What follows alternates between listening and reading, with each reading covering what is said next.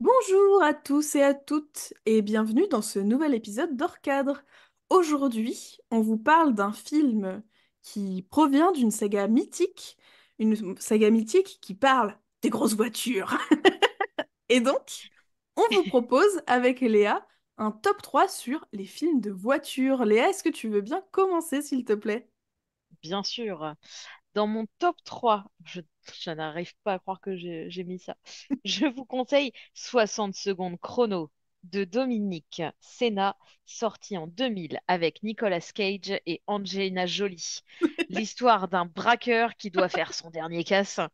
Et ouais, je sais, qui do- et qui doit piquer, si je dis pas, je dis peut-être une bêtise. Bon, on me corrigera, 100 bagnoles en l'espace d'une nuit pour libérer son petit frère que des mafiosos ont emmené.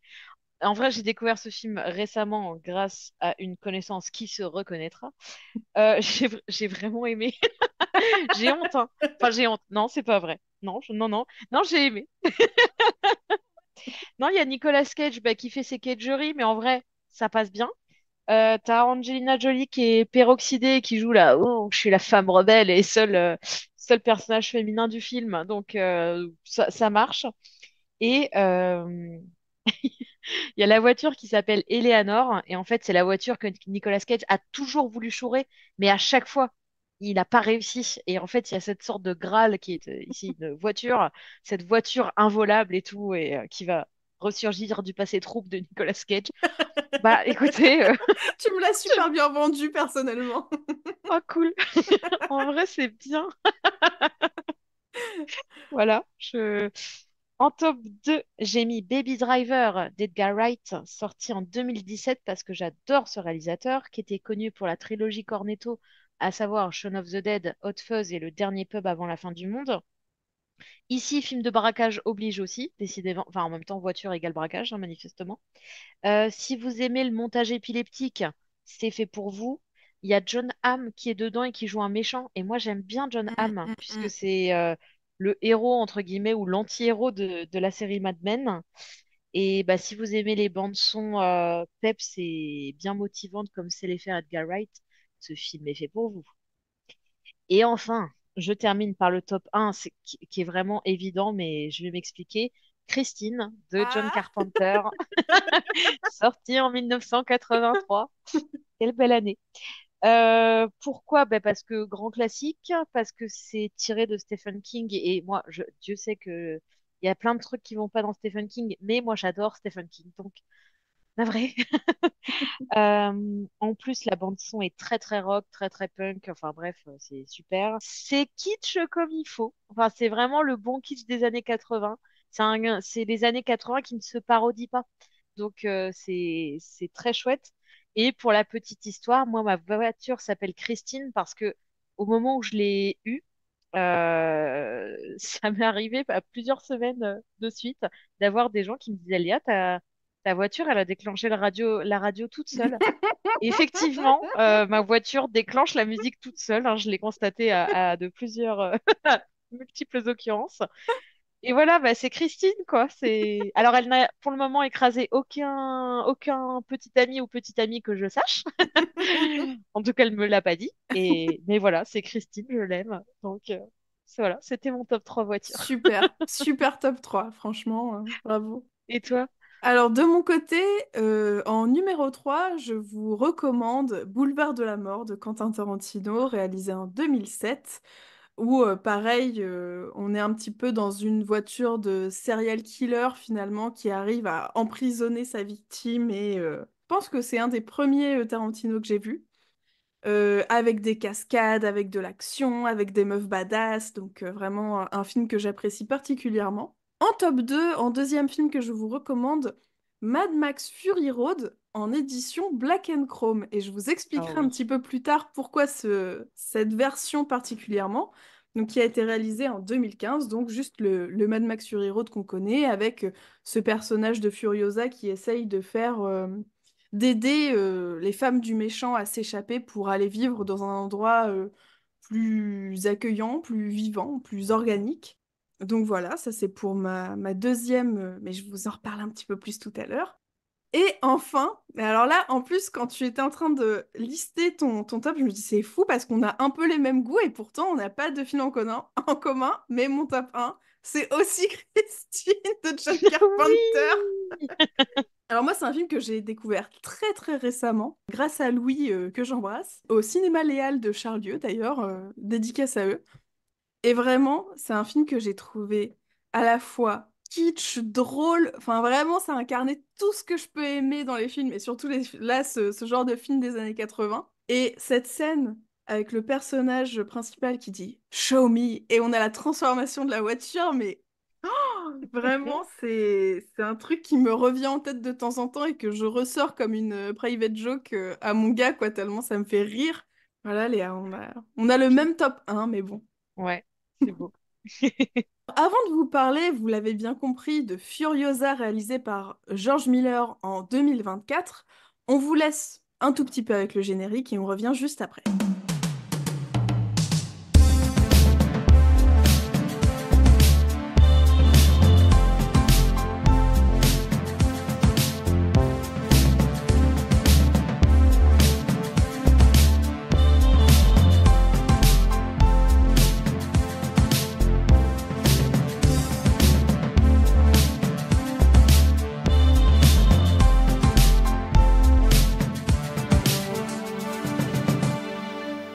Les films, ça sert à ça, à apprendre à vivre, à apprendre à faire un lit. Alors, Furiosa, donc, dernier opus de la saga Mad Max, réalisé par George Miller et donc diffusé, on va dire, en 2024. Il est vraiment sorti il y a très peu de temps. Léa, est-ce que tu nous ferais le plaisir de pitcher peut-être ce film, s'il te plaît? Tout à fait. Alors, nous suivons les aventures de la jeune Furiosa qui vit dans la tribu des Vuvalini, une sorte d'Éden caché parmi le marasme ambiant qu'a provoqué l'effondrement de la civilisation humaine en Australie. Mais la tranquillité est de courte durée lorsqu'elle se fait kidnapper par des pillards qui l'amènent à leur chef Dementus, interprété par Chris Hemsworth, Hmm. une sorte de messie autoproclamé très épicurien. Celui-ci tue la mère de Furiosa, qui souhaitait repartir avec sa fille dans leur Éden, et garde captive l'enfant. Furiosa est ballottée entre la cruauté de Dementus et le monopole d'Immortal Joe, un personnage qui était déjà présenté dans Mad Max Fury Road. Donc le monopole qu'il obtient sur les ressources du royaume, à savoir évidemment le pétrole, les armes, enfin bref, tout ce qui fait l'Amérique. Ah ben non, zut, l'Australie. Ah ben non, non plus. Tout ce qui fait la déchéance de l'humanité. Et donc Furiosa va tenter coûte que coûte de rentrer chez elle, peu importe le prix. Tintin. Si ça te va, je pense qu'on va peut-être faire une partie sans spoil et une partie avec Oui, spoil. Alors du coup, si ça te dérange pas, je me permets juste de commencer pour dire que Furiosa, c'est donc le préquel de Fury Road, c'est-à-dire l'enfance du personnage de Furiosa interprété par Charlize Theron. Merci. Charlize Theron dans Fury Road. Et moi, j'ai quand même quelque chose à avouer bien, bien sincèrement, c'est que la première fois que j'ai vu Mad Max Fury Road, j'ai trouvé ça absolument... Alors, non, j'ai pas trouvé ça terriblement nul, j'ai trouvé ça terriblement nanardesque. Et je dois bien avouer qu'à cette époque, une personne que j'exècre du plus profondément de mon être a voulu m'argumenter que c'était un film extrêmement féministe, extrêmement intelligent. Et donc, j'ai pris ce film en grippe de façon tout à fait irrationnelle. On en parlait dans Samuel de parfois les émotions, les sensations irrationnelles. Bon, là, on est sur ça. Et j'ai redécouvert Fury Road en version Black and Chrome il y a assez peu de temps, en fait, cette année. Et là, j'ai eu une espèce de claque où je me suis dit, mais en fait, j'adore ce film. Mais dans cette version-là en Black and Chrome, qui est complètement différente de la version très saturée, très orangée, et aussi parce que le temps a coulé, je suis devenue plus mature et cette personne a quitté mon entourage vital, donc ça va tout de suite beaucoup mieux. Et vraiment, du coup, j'ai beaucoup d'affection pour la saga Mad Max et y compris pour Fury Road. Et donc, j'attendais avec beaucoup d'impatience l'arrivée de Furiosa, malgré le fait que j'avais très très peur de ce visionnage parce que le film déjà est très long, il faut le dire. Je crois que Mm. c'est 2 heures, Oh plus oui, 2h30 ou un truc comme ça. 2h46. 2h46. Et que personnellement, je trouve la bande-annonce horrible. La bande-annonce vraiment m'a fait extrêmement peur. Donc voilà pour un petit peu juste le passif avant de voir le film, mais avant de vous en dire un petit peu plus sur ce que j'en ai pensé, Léa, est-ce que toi tu as un passif avec Mad Max ou non, c'est peut-être moins émotionnel J'adore les voitures. Euh, non, alors j'ai beaucoup aimé le 1. J'ai découvert Mad Max via Fury Road parce que j'ai vu la bande-annonce quand c'est sorti. Je me suis dit, wow, ça a l'air spé. Mm. J'y vais, je suis conquise par le film, en trouvant ça absolument psychédélique, fou, enfin, étrange au possible, mais j'embarque complètement dans cet univers. Du coup, je regarde le 1. qui est Bon, complètement différent, ouais. ouais, on est d'accord, hein. Enfin, il y a quelque chose de beaucoup plus aride, de beaucoup plus sec. Enfin, puis il n'y a pas un déballage non plus d'effets spéciaux, etc. Mm. Mais logique, c'est les années 80. Ouais. Mais le premier, j'ai beaucoup aimé aussi. De toute façon, c'est des thématiques qui me parlent bien. En plus, on est dans le 1, on n'est pas vraiment encore dans un monde dystopique, quoi. On est Non, presque un peu dans notre monde, mais avec quelque chose de beaucoup plus sec, comme tu dis. c'est ça. Oui, parce qu'en soi, enfin, je veux dire, on sait qu'il y a la police, on sait que il y a enfin, il y a pas mal de corps de métier. Donc en soi, l'humanité en déclin, mais elle est encore présente. On a encore Mm. les codes sociaux, etc. Ce qu'il n'y a plus du tout dans Fury Road, ou en tout cas, c'est d'autres codes sociaux, d'autres systèmes. Et puis c'est un autre monde aussi, hein. Là, pour le coup, c'est un monde en crise totale. J'ai vu Mad Max 2 qui m'a plu, mais pas marqué des masses. Et le seul qui me manque à ce jour, c'est con, c'est celui avec Tina Turner, qui a Ouais, l'air spé comme tout, hein. Donc je pense que je pense qu'il me plairait. C'est juste que je n'ai pas pris le temps de le voir, mais idem. ça viendra. J'apprécie cette saga. J'en fais pas non plus tout un foin, quoi. Ouais. Ça m'est sympathique. George Miller m'est très sympathique comme réalisateur. Je suis loin d'avoir vu tout ce qu'il a fait. C'est bien dommage parce que franchement, vu la filmo de ce gars, j'ai envie de tout voir. Mais voilà. Alors, qu'est-ce que tu en as pensé, Alénis, de ce Furiosa? Écoute, je dois bien avouer que j'ai passé un excellent moment. J'ai passé un excellent 2h46 au cinéma. Pour moi, c'est passé à une vitesse folle, alors que je sais que le film est très long. Et j'ai trouvé une forme de tendresse et de sincérité dans cet opus-là, particulièrement, qui m'a beaucoup touchée, qui m'a beaucoup plu. Comme tu l'as dit précédemment, il y a plusieurs références au vieux Mad Max Mm. avec Mel Gibson, c'est ça Ouais, l'acteur tout à principal? fait. Donc il y a pas mal de petites références dont on vous parlera peut-être après. Et j'ai trouvé qu'il y avait une forme de générosité dans tout cet univers, dans tout ce lore de l'univers Mad Max, où on voit justement les habitants, on voit des cités qu'on n'avait pas encore vues, on voit certains lieux. Et aussi j'ai trouvé ça génial la façon dont il a traité, de façon un peu genrée, mais bon, tant pis, hein, le fait que les hommes et les voitures oh, les hommes un peu débilos avec leurs voitures et leurs armes, j'ai trouvé ça, ça m'a fait énormément rire. L'intérêt pour les petits détails, j'ai trouvé ça génial. À chaque fois, tu as souvent un petit détail qui va te faire rire dans l'image et j'ai trouvé ça super.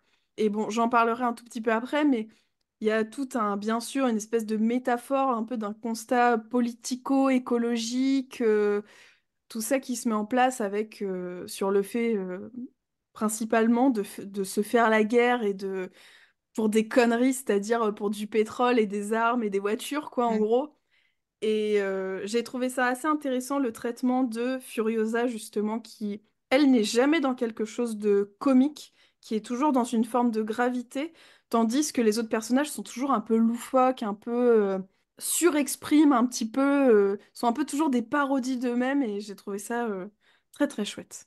Et toi, Léa, qu'en as-tu pensé de ce visionnage? Pareil, j'ai beaucoup aimé ce film pour tout un tas de choses. Pour le coup, moi, j'ai senti par contre les deux heures Ouais. quarante-six passer. C'est un de mes points négatifs, mais il y en a très peu parce que je trouve que c'est riche, tu l'as dit. J'adore le scénario parce qu'il y a un côté épopée homérique, un peu façon Iliade et Odyssée, que la quête de l'héroïne, le retour chez elle, l'émonce les épreuves, etc. Mm, T'as aussi beaucoup de références bibliques, mais je trouve qu'elles sont bien utilisées. Enfin, c'est pas juste du catoporn, quoi. mm. C'est vraiment, c'est réfléchi, c'est bien construit. Même si on n'a rien contre le catoporn, hein, on en a déjà parlé plus tôt, C'est mais vrai. Je sais. C'est vrai, pardon. Non, mais des fois, ça peut être très appuyé et très maladroit. Mm. Là, pas du tout. C'est bien foutu. Les costumes, hein. Moi, je fais toujours un point costume, hein, soyons clairs, dans tous les podcasts. Mais les costumes, nom de Dieu! Ah non, mais il y a le bras cyberpunk de Furiosa à la fin qui est stylé de ouf, hein, Mm, mm. comme disent pas les jeunes. Les masques aussi, les masques distordus que portent certains personnages, c'est un mélange. C'est pas pour me la péter, c'est juste une référence. C'est un mélange de Commedia dell'arte, mais qui sera couplé avec Hellraiser, hein. Donc, enfin, il y a un truc un peu étrange, quoi, de ah, c'est du théâtre, en même temps, ça fait un peu film d'horreur. Enfin, j'adore le mélange des deux. À un moment, tu as le personnage de Dementus qui a la cape et la barbe rouge. T'as l'impression que c'est Vercingétorix mais sous exta. Enfin, moi, je kiffe.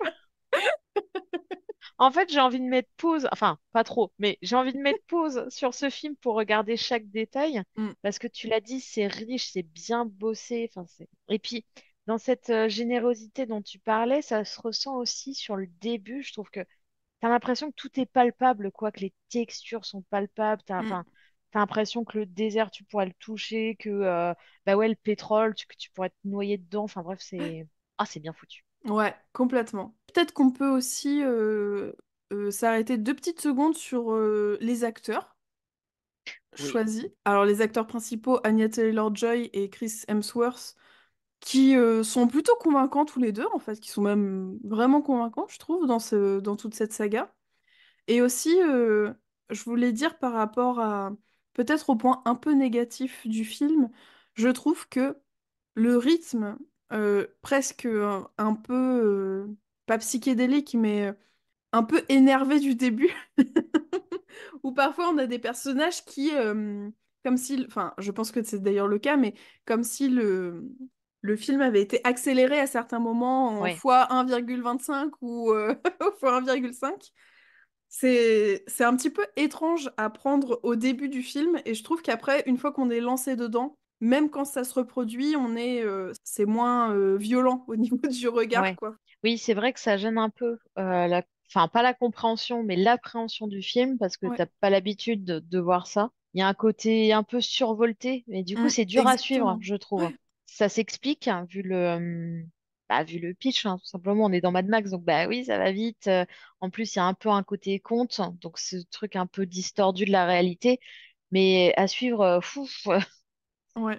Moi, un autre truc qui m'a un peu gêné, c'est que si tu as le malheur de perdre à une seconde le fil du film, c'est foutu. T'es sur le bas-côté avec ton petit drapeau, avec ton petit pouce en l'air, et en fait, il y a personne qui ne s'arrête pour te dire, allez, viens, viens, je te ramène. Parce que moi, j'ai eu le malheur de ne pas être attentive à un moment, et ben ensuite, oh, l'intrigue, j'étais en mode, attends, mais pourquoi est-ce qu'on est en guerre avec Bidule? Parce que, attends, et j'avoue, c'est 2h46, c'est très long, mais en fait, c'est vrai que c'est très dense. Donc, Mm. ouais, ratez rien, clignez pas trop fort des yeux, faites pas autre chose à côté, parce que c'est pas possible. Est-ce que ça te va si on passe directement à la partie avec spoiler, comme ça on pourra continuer à parler du film peut-être plus librement et donner un petit peu nos interprétations diverses, etc. Ouais, bien sûr. J'évoquais tout à l'heure le côté référence biblique parce Ouais. que au tout début du film, t'as Furiosa qui cueille une pomme dans une sorte d'oasis. D'ailleurs, t'as pas l'habitude de voir ça dans Mad Max. Là, tu vois de la végétation, de la verdure. T'es en mode, wow, incroyable et tout. Et puis, elle cueille ce fruit façon Ève qui cueille la pomme. Elle se fait ensuite enlever par des pillards. Et ces pillards en question, quand ils comprennent l'existence de cet Éden, ils cherchent à tout prix à y retourner. Mm. Et c'est une thématique qui était déjà évoquée dans Mad Max avec cette histoire de Valhalla qui plane. Donc, ouais, le côté paradis d'un côté, enfer de l'autre. Et dans la toute fin, elle se venge de Dementus en lui plantant la graine de son pays qu'elle avait gardé jusqu'alors pour le replanter ailleurs. Et donc, un arbre pousse des entrailles plus ou moins ou du corps de Dementus et il y a un côté Eden à inverser. Et d'ailleurs, la scène m'a beaucoup fait penser à la série Hannibal hein, qui avait été Oui. produite par Brian Fuller Mm. parce que là, pareil, c'est le corps humain qui sert on va dire, de vase communicant à la nature, De etc. Enfin, il y a un terreau, ouais, mélange. c'est ça, ouais. Ouais, et j'ai bien aimé ça. Moi, j'aime bien ça. Moi, j'aime bien ça. Moi, j'aime bien quand c'est morbide.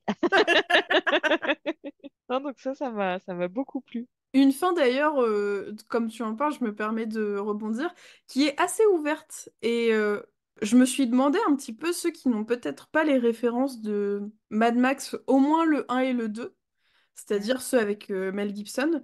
Il y a peut-être des trucs qui vont un peu passer à côté, et c'est pas grave, hein, ça va pas forcément entacher la lecture du film, mais en fait, à un moment, je me suis dit, tiens, c'est marrant ce petit ourson en peluche que tient le méchant, entre gros guillemets. Tiens, puis voilà, le film continue, et puis à un moment, on le voit boiter avec une sorte de d'attelle un petit peu fabriqué à version Mad Max, quoi. Et je me dis, tiens, c'est bizarre. J'ai le souvenir d'un personnage qui boitait comme ça, mais j'arrive pas à me souvenir lequel. Et en fait, j'ai réalisé, mais vraiment vers la fin du film, en plus, je sais pas si c'est moi qui suis un peu bébête ou si vraiment c'est fait exprès que tu réalises certaines choses au fur et à mesure. Mais à la fin, on a une discussion entre Dementus, donc le méchant, et Furiosa sur le fait que ce soit finalement les mêmes personnages, qu'ils ont vécu les mêmes choses et que elle va devenir comme lui. Et, et en fait, c'est presque le Mad Max des débuts, en fait, du premier et du deuxième avec Mel Gibson, c'est-à-dire celui qui a perdu sa femme et son fils sur la route Mm. donc, et qui devient à moitié fou, à moitié pété du casque pour pouvoir survivre à cette vie dans le désert. Je me suis dit, ah, en fait, ils ont fait une sorte de rapprochement entre Dementus et Mad Max, qui d'ailleurs, finalement, protège un peu Furiosa au début, la considère un peu Mhm. comme son enfant. Enfin, voilà, il y a tout ce truc-là aussi. Et j'ai trouvé ça d'autant plus intéressant que le personnage de Furiosa est très différent de celui de Mad Max et de Dementus par prolongation, puisque même si elle est un peu, si elle fait un peu les choses par vengeance, elle les fait surtout par amour, c'est-à-dire que Mm. elle, elle revient essayer, au début du film, elle essaye de sauver sa mère, par exemple, Mm. au lieu de s'enfuir pour juste survivre. Un peu plus tard, elle revient pour essayer de sauver celui qu'elle aime, c'est-à-dire Jack, celui qui conduit le gros camion, au lieu de s'enfuir et même au lieu de tuer Dementus alors qu'elle peut le faire à ce moment-là. Donc Mhm. j'aime bien le fait qu'il y ait un léger pas de côté avec Furiosa qui finalement prend un chemin un peu différent de celui de Mad Max, même si elle a vécu des deuils comme ce personnage un peu emblématique. Je trouvais Ouais. ça plutôt chouette, ce traitement des deux personnages. Bah oui, d'autant que là, c'était beaucoup abordé dans Fury Road.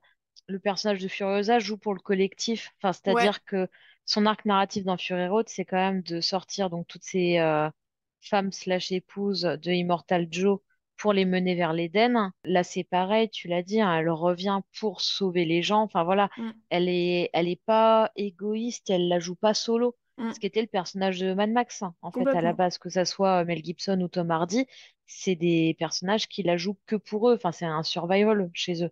Ouais. Tandis que elle la joue, ouais, elle la joue collectif. Elle veut sauver le plus de monde possible. Elle n'est pas toute seule, à bord de sa voiture. Ouais, complètement. Et je trouve ça chouette comme traitement de ce Ouais. personnage. De la faire évoluer, on va dire, de cette façon-là, je trouve ça vraiment très intéressant. C'est ce que je disais un petit peu quand je donnais mon avis au tout début, c'est que je trouve ça intéressant, justement, le rapport des hommes à cette situation politique, géographique, écologique, etc. Et de sa façon de faire les choses à elle. Je trouve Mm, que, du coup, c'est très, très appuyé. Enfin, comme je le disais tout à l'heure, il y a ces hommes qui sont justement très égoïstes, qui font les choses pour avoir des choses en retour, qui tentent d'accaparer le plus de richesses possible, alors même que les richesses, finalement, elles sont presque toutes vaines. J'ai trouvé ça, voilà, assez tendre la façon dont il l'a délivré, assez intéressante finalement pour un film où il y a quand même encore beaucoup de nanars, beaucoup d'action, beaucoup de trucs survoltés. Voilà. J'ai trouvé le petit discours un peu légèrement entre les lignes assez chouette. ouais. Puis l'iconisation du personnage est intéressant aussi parce que au début, elle subit un peu bah, du fait de son jeune âge et qu'elle se retrouve dans un milieu d'hommes, elle qui est toute jeune enfant et qui n'a Mm. pas encore les moyens de se défendre, encore que elle essaie à de nombreuses reprises, hein, de s'échapper et de s'en sortir. Et au bout d'un moment, elle quitte cette position passive, entre guillemets, et puis elle prend en charge son destin et elle devient vraiment actrice à un moment du scénario, quoi. Pas seulement ballottée, comme je le disais dans le résumé, à travers Immortal Joe d'un côté et Mm. Dementus de l'autre. À un moment, elle joue pour sa propre équipe et elle joue selon ses règles et c'est bien foutu, ça aussi, toute cette Ouais, partie-là. Parce que Dementus nous est présenté comme une sorte de messie au départ, un gars super éloquent, qui a tout le pouvoir, qui conquiert les foules. Puis petit à petit, il descend en estime, il descend en charisme et il est plus du tout pertinent, il a l'air ridicule. Il le dit dans le dernier dialogue de fin en disant j'ai plus rien, je ne suis plus rien. mm, Tandis que c'est le moment où justement Furiosa, elle n'a cessé de monter. Et même sur les plans hein, qu'opposent les deux, enfin bon, lui il est à genoux, elle est debout, donc déjà ça aide hein, en termes d'iconisation, mais aussi la façon dont elle est filmée à chaque fois, c'est soit en contre-plongée, soit enfin des plans très forts sur son visage, un peu symbole de justice ou de vengeance à tout prix, etc. Tandis que lui est ridiculisé avec sa cape qui... En fait, il perd au fur et à mesure du film ses attributs, ce qui le rendait ouais. vraiment marquant, tandis qu'elle ne fait que gagner parce qu'il y a le bras mécanique, parce que bah il y a comment dire Les cheveux rasés. oui c'est ça, les Ouais. cheveux rasés, le maquillage, etc. Donc Mm. c'est intéressant aussi de voir la montée puis la descente de Dementus, tandis qu'il y a la descente et la remontée de Furiosa en échange, quoi, en inverse. Complètement. Et d'ailleurs, je repense à une scène plutôt d'action lorsqu'elle est, comment dire, elle est confrontée, on va dire, au premier obstacle, au premier monstre, qui est, tu sais, celui qui est dans les deltaplanes. Ouais. Ça, c'est un truc qu'on avait vu dans le deuxième Mad Max, le deuxième Mhm. opus de Mad Max, et qu'on n'avait pas revu depuis. En tout cas, moi, j'ai pas vu le 3 non plus, donc peut-être que c'est dans le Mm. 3. Et j'ai trouvé ça super qu'ils remettent ça au goût du jour. Enfin, vraiment, j'ai Ouais. trouvé que c'était vraiment un superbe hommage, quoi, de remontrer un peu des trucs qu'on voyait dans les anciens. J'ai trouvé ça Ouais. vraiment trop chouette. Ah ouais, ouais, ouais, c'est un lore qui est bien développé, bien exploité. Puis à voir, c'est génial, hein. Moi, les deux scènes d'attaque de convoi, c'est Ouais, éblouissant, les scènes d'action, hein. Vraiment, complètement. ça virevolte et en même temps, c'est très lisible. Mm, mm. Et c'est pas surcuté, justement. Enfin, c'est pas des plans d'une seconde, c'est juste ça prend le temps, mais tu sens quand même la vitesse, tu sens les cascades, etc. C'est beau, c'est Ouais, très très beau. complètement. Franchement, moi aussi, j'ai passé un excellent moment. Je pense que c'est peut-être mon préféré jusqu'à présent. Ah ouais, Bah, en fait, j'ai l'impression que c'est vraiment une synergie entre tout ce qu'il a fait précédemment dans cette saga-là et le côté hommage, le côté peut-être plus clair, comment dire, le fait qu'il montre plus directement la bêtise de cet univers où il n'y a plus que le pétrole et les armes comme enjeu de la plupart des personnages. Il y a aussi l'eau et la nourriture, mais ça fait vraiment partie d'un trio, quoi. C'est vraiment équivalent aux armes et au pétrole. Je trouve ouais, ça assez génial. Et puis, les mecs n'ont plus de quoi manger, mais par contre, ils créent des camions chromés comme il n'y a pas. Enfin, vraiment, je trouve ça trop drôle, quoi. ouais, Il y a une scène aussi au début où Dementus apparaît vraiment comme l'élu, quoi. Il est tout de blanc vêtu avec son sage ouais. qui lui explique que la moto, c'est la première moto de je sais pas quoi et tout. Il y a plein de moments où où je me suis sincèrement fendu la poire, quoi. Donc, c'était un très très bon moment à passer, en tout cas. Ben, ce qui est intéressant, c'est que je trouve qu'il l'a rendu vachement plus politique, mais premier degré. Ouais. C'est-à-dire que la scène d'intro, c'est littéralement des journalistes qui te disent petit à petit, bah oui, il y a eu de la guerre, il y a eu des épidémies, il y a eu des crises économiques, il y a eu effondrement écologique, etc. Ce qui aboutit à la situation que vous avez maintenant. Mm. Ce que ne faisaient pas, si je dis pas de bêtises, les premiers Mad Max. Non. Puisque les premiers Mad Max installaient cette situation, enfin, c'était là. Mais Mm. c'était pas commenté, c'était pas expliqué. Alors que là, c'est ce qu'il fait. Et effectivement, toute cette insistance sur les armes, je trouve qu'il en remet une couche dans ce film-là, avec notamment, bah, il y a quand même toute une bonne partie du film qui est sur l'emprise de ce moulin à balles, ils appellent ça comme ça en version française. Je sais pas ce que ça donne en anglais. Et ouais, cette importance à tout prix des armes qui est en lien donc avec la voiture, le pétrole, etc. C'est pour ça que dans le résumé, enfin, je caricature un peu en disant, ah là là, oui, donc en Amérique, en Australie, et parce que ouais, t'as l'impression de voir cette hégémonie, enfin ce modèle à tout prix de si t'as pas la voiture, les armes et un beau drapeau, c'est pas la Ouais, peine quoi, t'as raté ta vie. complètement. Et oui, c'est amusant de voir que sur un monde qui crame, on arrive encore à se houspiller sur qui a la plus grosse quoi. Ouais, exactement. Non mais ouais. Cylindre, hein, j'entends, bien sûr. Et puis vraiment, je suis en train d'y repenser, mais dès le début, en fait, il y a trop de trucs qui m'ont vraiment bien plu. Même, alors, c'est tout bête, mais les tuniques bleues des femmes de la forêt, là, Ouais, du petit écosystème qui ressemble un peu à une forêt, j'ai trouvé ça génial. J'ai trouvé tout le début, toute l'introduction de Furiosa enfant génial. ouais. Vraiment, L'actrice, elle est sensationnelle, hein. la jeune, l'enfant, Ouais, ah ouais, ouais, ouais. complètement. Elle est là un bon moment en plus, hein. Je pense qu'elle est là Oui, une bonne demi-heure facile, voire même peut-être un peu plus. ouais, je pense peut-être une heure en soi, hein, parce que on change avec Anya Taylor-Joy au moment où elle travaille pour Immortal Joe, quoi, en gros. Ouais. Enfin, au moment où il lui dit, ah, tu vas être libre, tu vas être une femme forte. Mm, mm.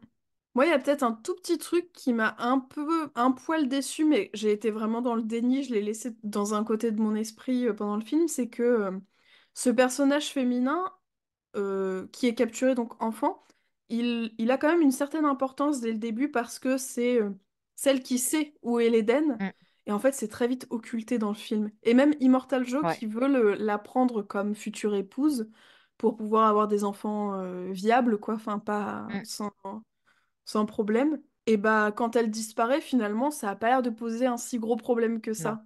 Et elle réapparaît, pareil, ça pose pas de problème. Donc il y a des petits, comment dire, des petites facilités scénaristiques qui sont un peu laissées de côté. Mais ouais. franchement, bon, je me suis dit, bon, c'est pas grave, je vais quand même dire que rien n'était. On met ça sous le tapis. Je comprends. Moi, c'est plus la fin, parce qu'on me faisait la remarque à raison. C'est vrai que la fin du film, on voit Furiosa qui emmène donc les Mm, épouses d'Immortal Joe. Mais enfin, je veux dire, entre Anya Taylor-Joy et Charlize Theron, il s'est quand même écoulé une dizaine d'années, à mon avis, pour le personnage de Furiosa. Donc, je trouve ça un peu étrange de couper le film au tout début de Fury Road. Il a dû quand même se passer deux, trois trucs entre-temps de la vie de ouais, Furiosa. Bon, je comprends la volonté de faire un clin d'œil mm. à l'opus précédent, mais c'est vrai que sur le coup, ça m'a pas tant déplu que ça, mais c'est vrai qu'en y réfléchissant, C'était bizarre pas nécessaire, quoi. non, Ouais, c'est ça. Ou alors, dans ces cas-là, reprenez Charlize Theron pour un dernier clin d'œil, quoi. Mais ouais. puis comprendre que du temps a passé, parce que là, c'est vrai que ça paraît bizarre que elle se débarrasse, enfin, débarrasse presque de d'Ementus. Mm. Ensuite, elle revient tout de suite à Immortal Joe et elle s'échappe avec les épouses. Non, parce que, enfin, elle a Il se dû passe gagner des sa trucs entre confiance. deux, ouais, c'est clair. Bah ouais. Après, est-ce que c'était pas une façon de dire clairement au spectateur, justement, il y aura pas d'entre-deux, il y aura plus d'œuvres entre Ouais. Furiosa, Anya Taylor-Joy et Furiosa, Charlize Theron, tu vois? Oui, fermer la porte. Bah, Ouais. en vrai, pourquoi pas? Et c'est pas une mauvaise idée de la part de George Miller. Mm. Voilà, je sais pas trop. Mm. On lui demandera quand on l'aura au micro. En tout cas, bon, bah, plutôt chouette expérience pour toutes les deux. Alors, du coup, Léa, est-ce que tu veux bien nous proposer ton petit jeu? En gros, je vous fais deux propositions. Vous me dites ce que vous gardez, ce que vous jetez, et Alénis nous dit pourquoi. Très bien. Parce que c'est elle qui a le micro. Des os, pas des os. Alors, en parlant de George Miller, qui a réalisé donc Furiosa, est-ce que, Alénis, tu préfères les petits pingouins tout mignons d'Happy Feet ou les petits cochons tout mignons de Babe? Babe. Ouais, Alors Babe parce que vraiment c'est mon film d'enfance. J'ai pleuré 1 milliard de fois dessus avec le petit chien avec des roulettes. Et aussi j'en ai pas parlé quand on a enregistré Samuel, mais j'ai une kryptonite de trucs qui me fait pleurer instantanément. C'est les vieilles femmes et les chiens. Tu me sors une histoire avec une vieille femme et un chien, je peux pleurer, mais vraiment dans la seconde. Et d'ailleurs, mon compagnon en est témoin, il m'a raconté une histoire comme ça. Il est possible que j'ai pleuré 2 ou 3 fois de suite dans la voiture l'enfer. en repensant à l'histoire. C'est-à-dire qu'il m'en a parlé qu'une fois. Et Ah parfois, ouais, juste, ça me revenait à l'esprit et je me remettais à chialer mais comme un enfant, quoi. Donc, terrible. pardon pour 36-15 ma vie, mais vraiment, babe, 100%, quoi. Non mais Babe, c'est trop bien ce film. Ah ouais, complètement. Puisqu'on est sur les voitures, alors les forces du bien avec la coccinelle ou les forces du mal avec Christine? Bah, bien sûr, Christine. Christine avant tout. Je suis sûre que Bah tu es oui. d'accord avec moi. Ah ben complètement.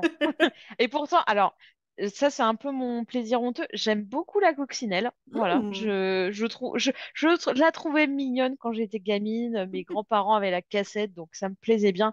Mais franchement, si certaines forces doivent gagner, c'est les forces du mal. Donc c'est Christine.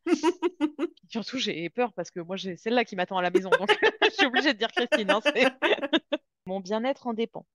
Puisqu'on était sur la saga Mad Max avec notre Mel Gibson international, tu préfères Ce que veulent les femmes ou L'homme sans visage?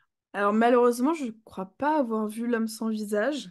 Donc je dirais Ce que veulent les femmes, dont on vous a parlé en plus dans un des premiers épisodes d'Ouvert pour Inventaire sur cette réalisatrice dont j'ai oublié le nom évidemment.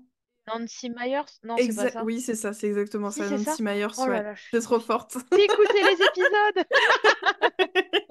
Pour ma part, ce sera Ce que veulent les femmes. Et toi? Ce que veulent les femmes ou L'homme sans visage, je n'ai vu aucun des deux. Ah, d'accord. Navré. Mais Mel Gibson, c'est pas trop ma cam, hein, de base. Bah Mais ouais, dans Ce que bon. veulent les femmes, il joue vraiment un énorme trou du cul au début, du coup ça marche plutôt bien. Allez, ça. Honnêtement, j'ai hésité pour le petit jeu. Je me suis dit, est-ce que je mets ces frasques paparazzi? Et je me suis dit, non, restons sur l'univers du cinéma, c'est mieux. J'ai hésité. Euh, pour ce qui concerne, ah oui, ça m'a fait rire. Anya Taylor-Joy, Ouais. est-ce que tu l'as choisie en sorcière un peu flippante et éphémère dans The Witch Mhm. ou sorcière un peu flippante et éphémère dans The Northman? Je suis même réalisateur. Ah, alors malheureusement, encore une fois, j'ai pas vu The Northman, donc je dirais The Witch. Ouais. Film que j'ai plutôt bien apprécié en plus, et donc voilà, je le choisis sans trop trembler des genoux, on va dire. Je comprends. Je pense que j'aurais choisi la même chose, hein. Même si j'ai beaucoup aimé The Northman, on était quatre à bien aimer ce film. J'en fais partie. Voici mon histoire. Non, Tintin. 36-15 ma vie aussi. Je voulais proposer, parce qu'elle a fait le doublage des deux. Alors, à savoir, le film Playmobil ou le film Super Mario. Et là, tu apprends qu'il y avait un film Playmobil. Oui, j'étais en train de réfléchir, je me suis dit, un film Playmobil? Bah Moi du coup, aussi. le film Super Mario, hein, évidemment, que j'ai vu, que j'ai oublié depuis, mais qui était pas trop mal. Ah, si, je me souviens de la musique de Jack Black, quand même, à l'intérieur. Bah ouais. Un peu par défaut, là, j'avoue, le film Mario. Et tu jouais plutôt au Playmobil ou aux jeux vidéo, toi, quand Jeu t'étais gamine? vidéo, moi, fille unique, hein, Ouais. vraiment. Le jeu vidéo en intraveineuse, la Game Boy Color, tout ça, voilà. Moi, j'aurais choisi les Playmobil et je sais que ça a déclenché chez une certaine personne que je ne citerai pas un tollé absolu. Je reste sur ma réponse. Les Playmobil, c'est trop bien. Et enfin, dernière question. Préfères-tu le désert de Mad Max avec vroom vroom, moteur et pétrole ou désert de dunes avec pas vroom vroom mais vers des sables? Oh, c'est dur. Oh, c'est très très dur. Franchement, dans les deux cas, on est d'accord, nous, on tient pas une heure. Non, mais c'est exactement ce que j'étais en train de me dire. Je me dis vraiment en solo, je dirais Dune, pour Ouais, le kiff de me faire bouffer par un ver des sables à la limite, tu vois, comme fin épique. c'est Et vrai. avec mon compagnon, plutôt dans Mad Max, parce que bricolage de trucs, pourquoi pas, tu vois, ça peut être marrant. Voilà. Donc c'est. Mais vraiment, je prends cette question beaucoup trop premier degré pour. Ça me fait plaisir, c'est là pour ça. Donc voilà, mais j'avoue que. Je sais pas. Mais j'avoue que les Fremen et tout, non, franchement, Dune pas mal quand même. Ouais, on est d'accord. Ah, je choisirais Dune aussi. En plus, il y a de l'épice, donc au moins, bon, t'es Oui, bouffé par un ver des sables, mm, mais il y a un côté psychédélique, tu sais pas vraiment si tu meurs ou pas, si tu te réincarnes, c'est pas mal. J'aime c'est un bien très l'idée. bon argument, effectivement. T'as raison. Et voilà pour le petit jeu qui n'avait pas de nom et n'a Ah, toujours pas de nom. super. Merci beaucoup, Léa, c'était trop cool. Avec plaisir. Est-ce qu'on passerait pas à nos recommandations? Tout à fait. Allez voir Furiosa en salle parce que ça Ouais, pète des culs. franchement, ouais. Euh, dans le genre, dans le genre guerre et destruction de l'humanité, je vous propose le film Civil War qui est sorti en avril 2024, donc il est peut-être plus en salle, pour celles et ceux qui écoutent. C'est réalisé par Alex Garland, qui était connu pour avoir fait notamment Annihilation sur Netflix. Netflix, Ex Machina, Men, ce genre de film. Euh, c'est l'histoire d'un groupe de journalistes qui veut interviewer le président de la République, bah oui, si, le président des États-Unis. Et on se trouve en pleine guerre civile puisque vous avez deux États, si je dis pas de bêtises, le Texas et la Californie, qui décident de mener un assaut contre Washington. Et ensuite, donc, c'est ces reporters qui essayent d'avoir les derniers mots du président avant une possible destitution, voire pire. Mm. Et enfin, moi, j'ai trouvé ça très bien réalisé. J'ai trouvé ça très déprimant aussi sur que ce soit l'état de la démocratie, le ne plus savoir se parler, la guerre entre États. Enfin, j'ai trouvé que c'était glaçant comme il fallait. En termes de casting, Kristen Dunst, elle crève l'écran, je trouve. Je l'ai trouvé vraiment, vraiment efficace au possible sur un personnage qui a baroudé, qui n'en peut plus, qui ne sait pas où sont passés les dernières miettes de son humanité. Donc bon, si vous n'êtes pas trop dans un mood, bon, la politique c'est nul. En fait, après les élections européennes, regardez Civil War, pas avant, parce que sinon vous allez vous faire du mal. Après peut-être, voilà, c'est mon conseil. Et toi, Lénis, qu'est-ce que tu as à nous présenter, pardon? Écoute, moi je vous propose une série que j'ai vue récemment et c'est la première partie de la saison 10 d'American Horror Story. Pardon, mon correcteur orthographique a marqué horreur. Plus particulièrement les 6 premiers épisodes. Il doit y avoir un nom, mais malheureusement je ne l'ai pas noté. Et pour vous faire une description courte de ces 6 premiers épisodes, c'est Vampire et bord de mer. Je trouve que ça fait presque du coup une mini-série, même si les épisodes sont un peu longs, donc bof. Mais le concept choisi pour cette petite partie de série, je la trouve géniale et super bien exécutée. Ça se grignote, quoi. C'est trop, trop cool. J'étais presque déçue de voir le dernier épisode parce que j'avais envie d'en voir un peu plus, quoi. Hmm. Donc voilà, c'est la saison 10 d'American Horror Story que vous pouvez retrouver sur Disney+. Allez, bah bonne journée, des bisous. Bah oui, à tantôt.